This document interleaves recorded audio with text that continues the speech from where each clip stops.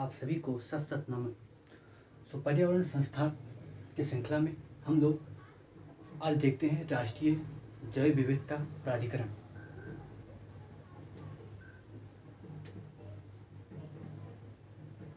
राष्ट्रीय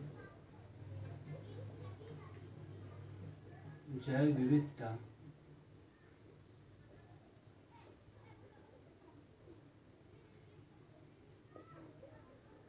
प्राधिकरण।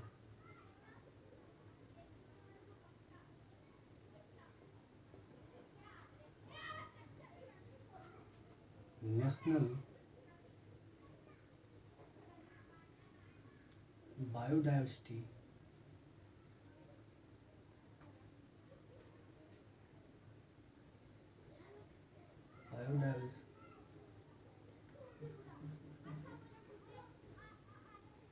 बायोडायवर्सिटी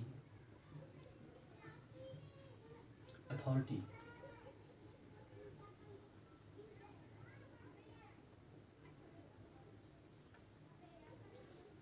राष्ट्रीय जैव विविधता प्राधिकरण, देखते हैं इसको। इस संस्थान की स्थापना सन 2003 में होती है। क्या इस संस्थान की स्थापना कब होती है?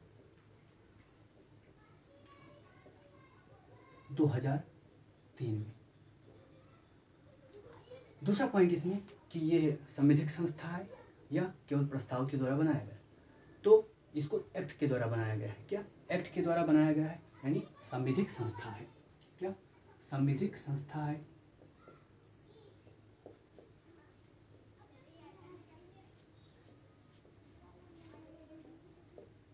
संवैधानिक संस्था है।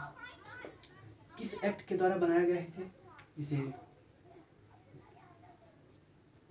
राष्ट्रीय जैव विविधता एक्ट, राष्ट्रीय जैव, इस एक्ट के अंतर्गत इसको बनाया गया। इस एक्ट ने 3 प्रकार की, क्या 3 लेयर की व्यवस्था दी। क्या 3 लेयर की व्यवस्था दी, यानी सेंटर स्तर पर देखेंगे तो राष्ट्रीय जैव विविधता संस्थान है। क्या सेंटर स्तर पर देखेंगे तो जैसे NBA, ये सेंटर स्तर पर है। क्या केंद्र के स्तर पर। अगर राज्य के स्तर पर देखेंगे तो SBA का मतलब स्टेट, क्या स्टेट बायोडायवर्सिटी अथॉरिटी, क्या राज्य जैव विविधता प्राधिकरण। और तीसरा जिला स्तर पर देखेंगे तो जैव विविधता प्रबंधन समिति है। क्या जैव विविधता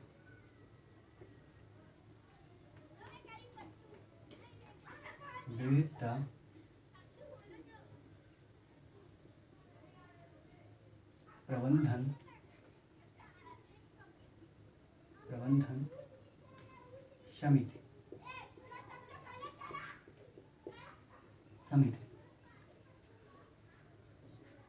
ये 3 लेयर की व्यवस्था दी गई, यानी संस्थान के स्तर पर 3 लेयर की व्यवस्था इस एक्ट के द्वारा 2002 के द्वारा दिया गया। ठीक, एक्ट 2002 की।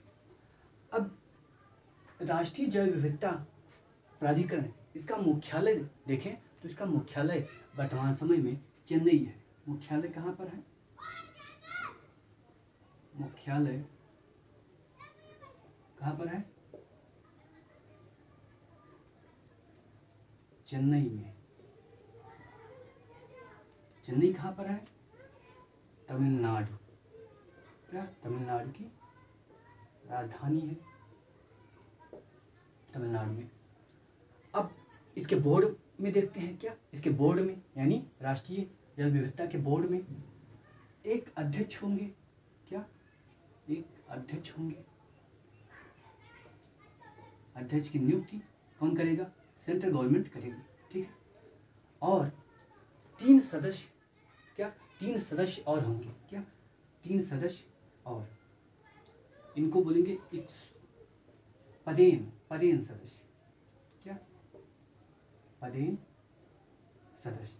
पदेन सदस्य का मतलब है जैसे कोई किसी पद पर आप जब गए तो स्वतः किसी अलग संस्थान के मेंबर बन जाते हैं। क्या? जैसे अगर कोई संस्थान, जैसे मैं आपको एक संस्थान का नाम बताऊं, एक संस्थान जैसे नीति आयोग ही ले लीजिए। अब नीति आयोग का अध्यक्ष कौन होगा? प्रधानमंत्री होगा। जो प्रधानमंत्री होगा वही क्या होगा? उसका अध्यक्ष होगा। तो पदेन सदस्य का मतलब कि आगे देखिए फिर समझ में आ जाएगा कि पदेन सदस्य तीन पदेन सदस्य होंगे। एक जनजाति मंत्रालय,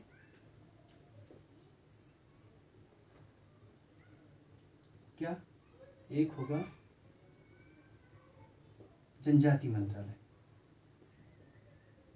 यानी जनजाति मंत्रालय का एक सदस्य स्वतः यहाँ पर क्या बन जाएगा? सदस्य बन जाएगा। एक यहाँ से आना ही, कोई भी होगा यहाँ पर, तो वो इसका सदस्य बन जाएगा। और दो सदस्य पर्यावरण मंत्रालय से होंगे। क्या? दो सदस्य पर्यावरण मंत्रालय से, यानी जो पर्यावरण मंत्रालय में होगा उसको यहाँ पर चुना जाएगा। ठीक। और 6 सदस्य, क्या? 6 सदस्य विभिन्न क्षेत्रों से होंगे। क्या? 6 सदस्य विभिन्न क्षेत्रों से।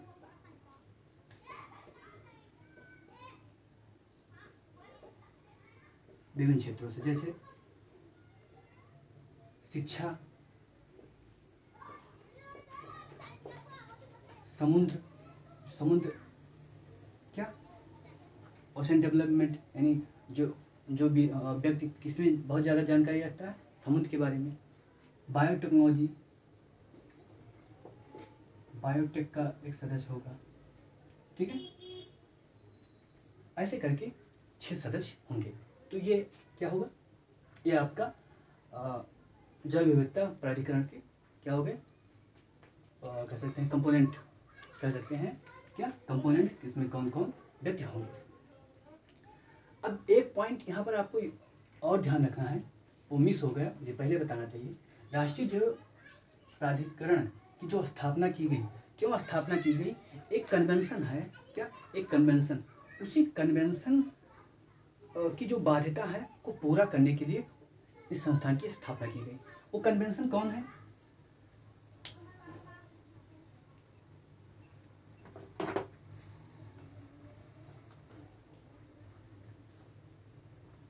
वो कन्वेंशन है यूनाइटेड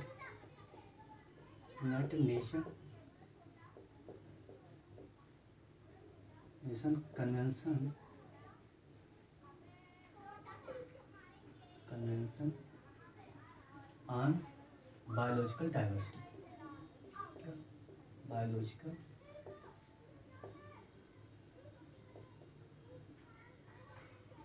डाइवर्सिटी। ये 1992 का, क्या? 1992 का ये कन्वेंशन है। इसको बोलते हैं क्या? CBD। क्या? CBD, convention on Biological Diversity.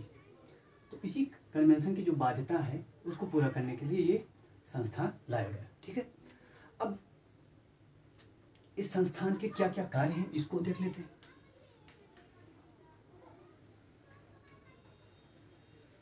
क्या? इस संस्थान के क्या क्या कार्य हैं इसको देखते हैं।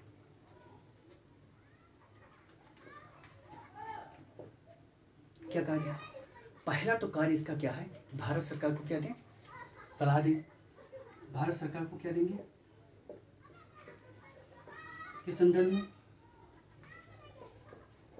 जैव विविधता के संदर्भ में भारत सरकार को सलाह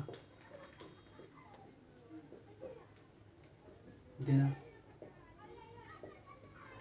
अगला क्या होगा? जैव विविधता का संरक्षण करना। क्या? जैव विविधता का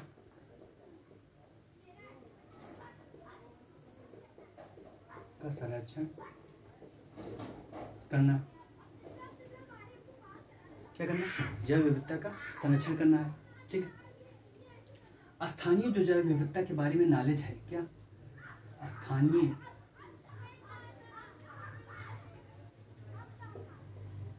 जैव विविधता के ज्ञान का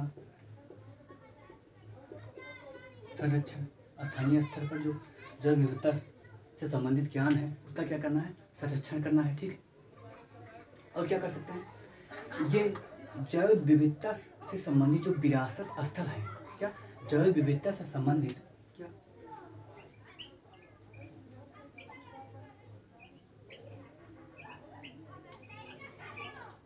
यानी नेचुरल कह सकते हैं हेरिटेज होता है। क्या नेचुरल हेरिटेज, अब भारत में यूनेस्को द्वारा कितने नेचुरल हेरिटेज हैं आपको पता लगाना है, 7 हैं, उनका नाम आपको।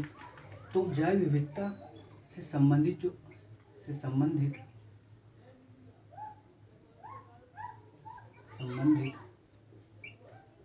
राष्ट्रीय धरोहर हैं, राष्ट्रीय धरोहर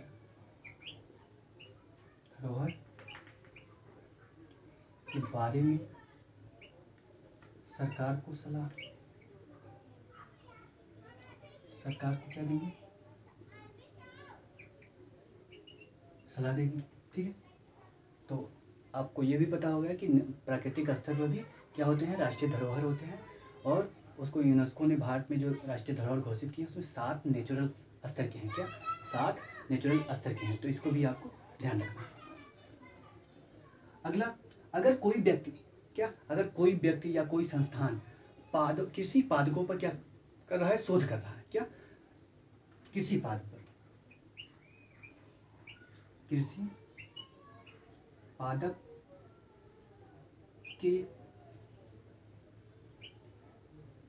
कृषि पादप पर आनुवांशिक शोध, आनुवांशिक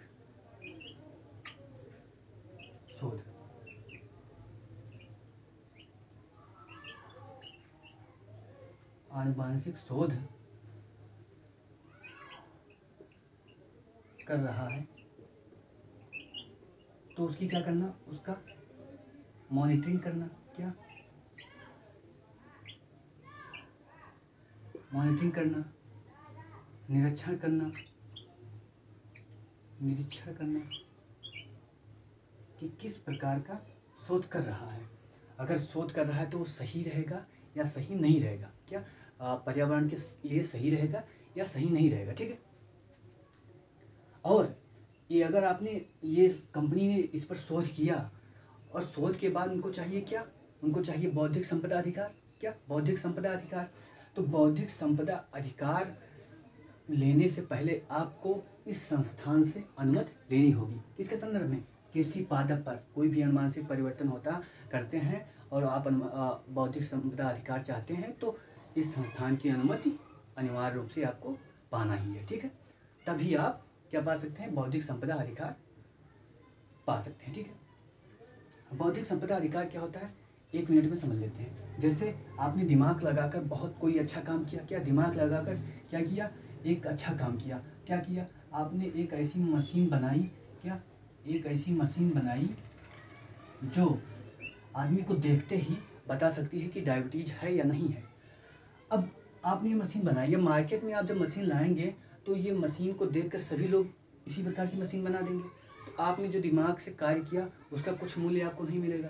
तो सरकार क्या करती है, पूरे विश्व की सरकार क्या करती है, आपको इस पर क्या कर देती है, अधिकार दे देती है कि अब 20 साल तक, क्या 20 साल तक इस प्रकार की मशीन केवल आप ही बना सकते हैं। क्या केवल आप ही बना सकते हैं, तो इसे ही बोलते हैं क्या, बौद्धिक संपदा अधिकार। क्या इसे ही बोलते हैं बौद्धिक संपदा अधिकार। ठीक है, निरीक्षण करती है। और जैव विविधता का धारणीय प्रयोग, क्या जैव विविधता का धारणीय प्रयोग, धारणीय प्रयोग का मतलब सस्टेनेबल, यानी जैव विविधता का ऐसे आप प्रयोग करें जिससे पर्यावरण को नुकसान ना हो। क्या पर्यावरण को नुकसान ना हो। अगर इससे संबंधित आप कोई, इस बायोडाइवर्सिटी से संबंधित आप कोई क्या करते हैं, अपराध करते हैं, क्या अपराध करते हैं, तो वो अपराध क्या होगा, संज्ञेय अपराध होगा। संज्ञेय मतलब आपने जानबूझकर काम अपराध किया है, अपराध होगा। और गैर जमानती होगा। क्या गैर जमानती, यानी कि आपको बेल नहीं मिलेगा, क्या गैर जमानती होगा। ठीक है, और क्या पॉइंट हो सकते हैं इसमें? इसमें लगभग सारे पॉइंट मैंने आपको क्या गिना दिए। अब एक पॉइंट बचता है, उसको आपको ध्यान देना। अगर कोई भी विवाद होता है, क्या कोई भी विवाद होता है, अब कोई विवाद हुआ तो ये 3 जो संस्थान हमने बताए थे, क्या एनबीए, एसबीए, तो ये राष्ट्रीय स्तर पर, ये राज्य स्तर पर क्या कोई निर्णय देंगे, क्या कोई निर्णय देंगे। यानी कि यहाँ पर हम पॉइंट लिख ले सकते हैं, एनबीए या एसबीए, स्टेट बायोडाइवर्सिटी अथॉरिटी ने अगर कोई निर्णय दिया है तो उससे आप संतुष्ट नहीं हैं, क्या उससे आप संतुष्ट नहीं हैं, आप शिकायत करना चाहते हैं, क्या आप शिकायत करना चाहते हैं, तो आप कहाँ शिकायत करेंगे, कहाँ शिकायत करेंगे? आप राष्ट्रीय हरित प्राधिकरण, क्या राष्ट्रीय हरित प्राधिकरण यानी एनजीटी, क्या नेशनल ग्रीन ट्रिब्यूनल में आप क्या कर सकते हैं, आप अपनी शिकायत कर सकते हैं।